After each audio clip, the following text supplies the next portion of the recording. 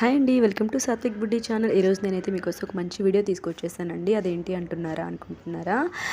సమ్మర్లో మీరు cooling water తాగుతున్నారా?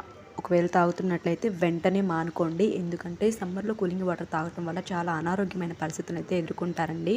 ముఖ్యంగా వాటిల్లో వచ్చేది ఏంటి అంటే థ్రోట్ ఇన్ఫెక్షన్ అంటే గొంతు నొప్పి రావడం, దానివల్ల మ్యూకస్ రావడం, గొంతులో నుంచి చీమిడి కళ్ళాం అలాంటి రావడం, లంగ్స్ ఇన్ఫెక్షన్ ఏర్పడడం, ఇలాంటివన్నీ జరుగుతూ ఉంటాయండి. ఏంటి సమ్మర్లో ఇలాంటివి ఎందుకు వస్తాయి?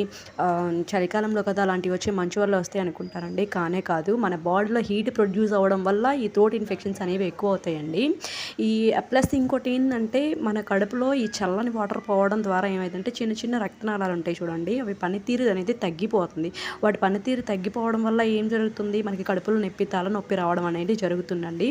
మనకి థ్రోట్ ఇన్ఫెక్షన్ అప్పుడు ఏం చేస్తాం, వెళ్ళి వెంటనే యాంటీబయాటిక్స్ అని చెప్పేసి పెయిన్ కిల్లర్స్ అని యూజ్ చేస్తామండి. అవన్నీ ఒంటికి చాలా అసలు మంచిది కాదు.